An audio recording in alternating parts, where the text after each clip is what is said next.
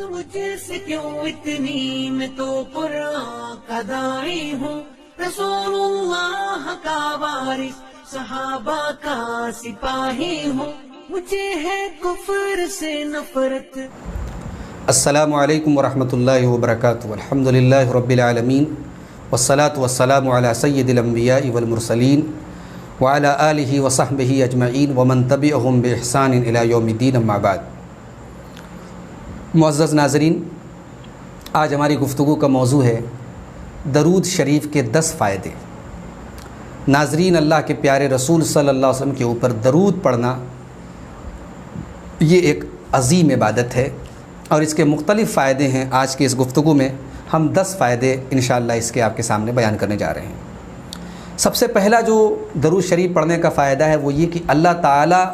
کا خود فرمان ہے کہ نبی پر درود پڑھا جائے، تو گویا جب ہم درود پڑھتے ہیں تو اللہ تعالیٰ کے اس حکم کی تکمیل ہوتی ہے، اللہ تعالیٰ کے حکم کی تابعداری ہوتی ہے۔ اللہ نے فرمایا سورہ احزاب کی آیت نمبر 56 کے اندر، ان اللہ و ملائکتہ یصلون علی النبی، بے شک اللہ اور اس کے فرشتے نبی کے لیے صلاۃ کرتے ہیں۔ یا ایھا الذین آمنوا صلوا علیہ وسلموا تسلیما، اے ایمان والو تم بھی نبی پر صلاۃ و سلام پڑھو۔ اللہ تعالیٰ اپنے نبی کے لیے صلاۃ کرتا ہے، فرشتے اللہ کے نبی کے لیے صلاۃ کرتے ہیں۔ اس کا کیا مطلب ہے؟ اس کا مطلب بتاتے ہوئے امام بخاری رحمۃ اللہ علیہ کہتے ہیں کہ اللہ تعالیٰ کے صلاۃ کرنے کا مطلب یہ ہے ثناؤہ عند الملائکہ، کہ اللہ تعالیٰ اپنے فرشتوں کے پاس اپنے نبی صلی اللہ علیہ وسلم کی تعریف کرتا ہے، اور فرشتوں کے صلاۃ کرنے کا مطلب الدعاء، کہ وہ نبی کریم صلی اللہ علیہ وسلم کے حق میں دعا کرتے ہیں۔ اور ہمیں اور آپ کو حکم دیا گیا کہ ہم اپنے نبی پر صلاۃ و سلام پڑھیں۔ ہم جب درود شریف پڑھتے ہیں نماز میں یا نماز کے باہر تو ہم اللہ کے نبی صلی اللہ علیہ وسلم کے لیے صلاۃ پڑھتے ہیں، اور جب ہم نماز میں السلام علیکم ایھا النبی کہتے ہیں تو ہم نبی پر سلام پڑھتے ہیں، اور جب ہم صلی اللہ علیہ وسلم کہتے ہیں تب بھی ہم نبی پر سلام پڑھتے ہیں۔ تو درود و سلام جو ہے یہ اللہ تعالیٰ کے اس ارشاد کی تکمیل ہے۔ دوسرا فائدہ، درود شریف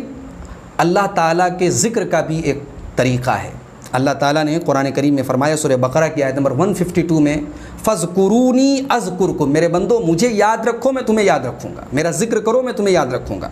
تو اللہ تعالیٰ کا ذکر مختلف طریقوں سے ہوتا ہے، اور اللہ کے نبی صلی اللہ علیہ وسلم کے اوپر جب ہم درود پڑھتے ہیں، ہم کہتے ہیں اللہم صلی علی محمد وعلی آل محمد، تو اس درود کے ذریعے ہم اللہ تعالیٰ کا بھی ذکر کرتے ہیں۔ اور چونکہ یہ درود ایک اہم عبادت ہے، اس عبادت کے ذریعے اللہ راضی ہوتا ہے، تو اللہ جیسے اپنے ذکر سے راضی ہوتا ہے ویسے درود شریف بھی اللہ کے ذکر کی اقسام میں سے قسم ہے۔ تیسرا فائدہ یہ ہے کہ جب ہم اللہ کے نبی صلی اللہ علیہ وسلم کے اوپر درود و سلام پڑھتے ہیں تو یہ جو درود ہے یہ اللہ کے نبی تک پہنچایا بھی جاتا ہے۔ صحیح روایات سے یہ بات ثابت ہے۔ ابو داؤد کی 2041 نمبر کی 2041 نمبر کی روایت ہے، ما من احد یسلم علی، جب بھی کوئی میرے اوپر سلام پڑھتا ہے، الا رد اللہ علی روحی، اللہ تعالیٰ میری روح میرے اوپر لوٹاتا ہے، حتی ارد علیہ السلام، اور میں اس کے سلام کا جواب دیتا ہوں۔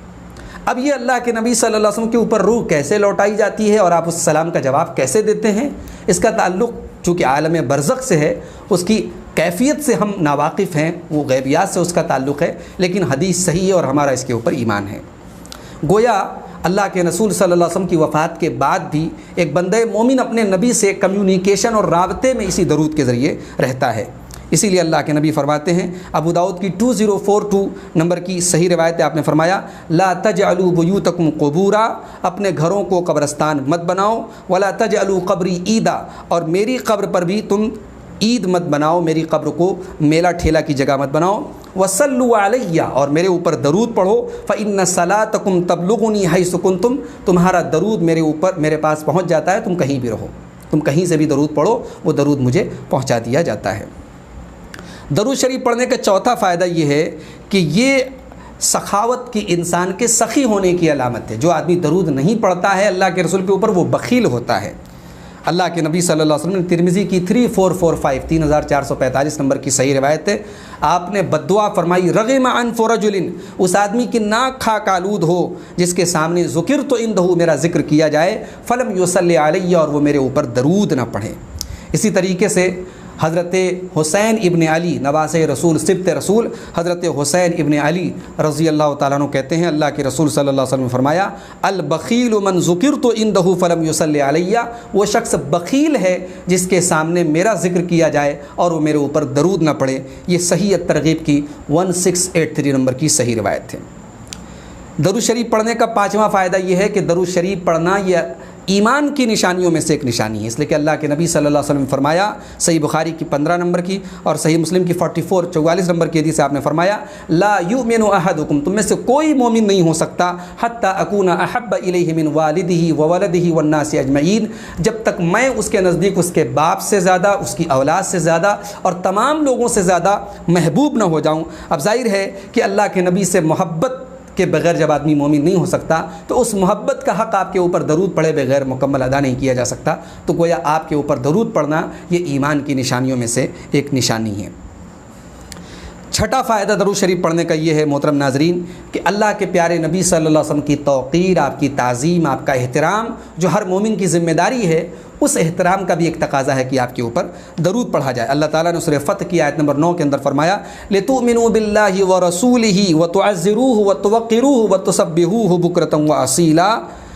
اللہ نے فرمایا کہ تم اللہ کے اوپر ایمان لاؤ، اس کے رسول کے اوپر ایمان لاؤ اور رسول کی تعظیم کرو، رسول کا ساتھ دو اور رسول کی تعظیم کرو اور اللہ کی صبح شام تسبیح بیان کرو۔ اور سورہ اعراف کی آیت نمبر 157 میں اللہ نے فرمایا فَالَّذِينَ آمَنُوا بِهِ وَعَزَّرُوهُ وَنَصَرُوهُ، جو لوگ نبی پر ایمان لائے، نبی کی مدد کی اور نبی کا احترام کیا، وَاتَّبَعُوا النُّورَ الَّذِي أُنزِلَ مَعَهُ، اور نبی کے اوپر جو نور نازل کیا گیا یعنی قرآن اور حدیث، اس کے اوپر ایمان لائے، فَأُولَٰئِكَ هُمُ الْمُفْلِحُونَ، وہ لوگ کامیاب ہونے والے ہیں۔ 7واں فائدہ درود شریف پڑھنے کا محترم ناظرین یہ ہے کہ قیامت کے دن اللہ کے نبی سے سب سے زیادہ قریب وہ لوگ رہیں گے جو اللہ کے نبی پر کثرت سے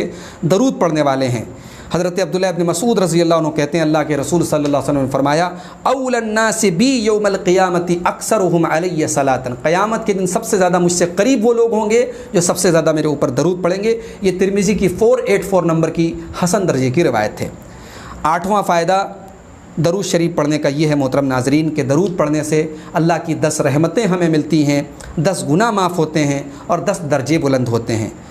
اللہ کے نبی نے فرمایا من صلی علیہ صلاۃ واحدہ، جو ایک مرتبہ میرے اوپر درود پڑھتا ہے صلی اللہ علیہ عشرہ، اللہ تعالیٰ اس کے اوپر 10 رحمتیں نازل کرتا ہے، وحطت عنہ عشر خطایات، اور 10 اس کے عشر خطیات اور 10 اس کی غلطیاں، اس کے گناہ معاف ہو جاتے ہیں، ورفعت لہ عشر درجات، اور 10 درجے اس کے بلند کر دیے جاتے ہیں۔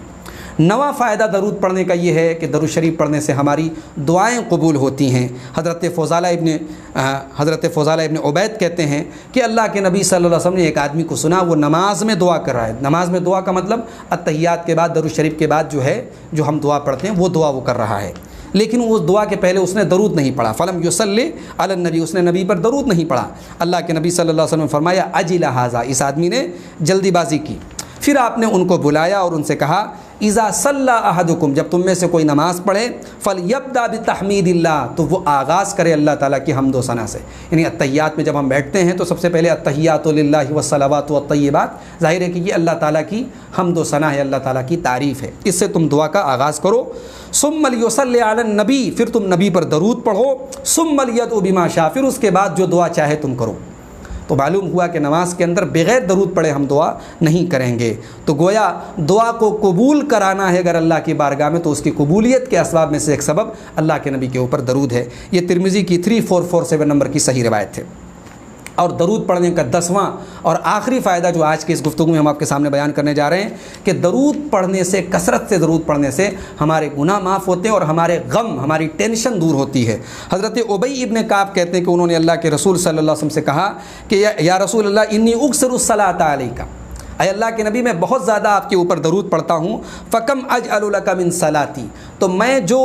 الگ سے وظیفہ کرتا ہوں، الگ سے میں دعا کرتا ہوں، اس دعا میں میں کتنا حصہ آپ کے درود کے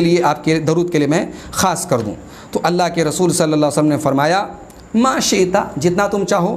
تو میں نے کہا، حضرت ابی بن کعب کہتے ہیں میں نے کہا کہ اگر میں اپنی اس وظیفے کا 1/4 حصہ جو میں الگ سے دعا کرتا ہوں، اس دعا کا اگر 1/4 1/4 میں درود کے لیے خاص کر دوں، تو اللہ کے رسول صلی اللہ علیہ وسلم فرمایا ما شئت، تمہاری مرضی، فإن زدت فهو خیر لک، اگر تم اس سے بھی زیادہ درود پڑھو تو اور بہتر ہے، انہوں نے کہا کہ اللہ کے نبی ایسا کرتا ہوں میں آدھا اپنی دعا کا آدھا حصہ میں درود کے لیے خاص کر دیتا ہوں۔ اللہ کے نبی نے کہا تمہاری مرضی، اگر اور بڑھا دو تو اور بہتر ہے۔ انہوں نے کہا فالثلثین، تو ایک کام کرتا ہوں کہ میں اپنی دعا کا 2/3 حصہ، 2/3 حصہ میں آپ کے اوپر درود پڑھنے کے لیے خاص کر دیتا ہوں۔ تو اللہ کے رسول نے فرمایا کہ تمہاری مرضی، اگر تم بڑھا دو تو بہتر ہے۔ تو آخر میں انہوں نے کہا کہ اجعل لک صلاتی کلھا، میں اپنی اس مکمل دعا کو آپ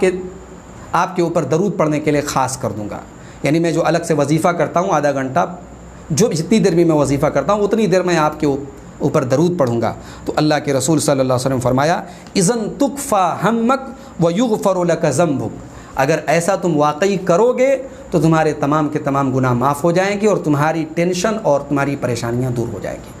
تو محترم ناظرین، درود شریف پڑھنے میں بخل سے کام نہ لیں، یہ بڑی عظیم عبادت ہے، اور جیسا کہ آپ نے سنا ہمارے غموں اور ہماری پریشانیوں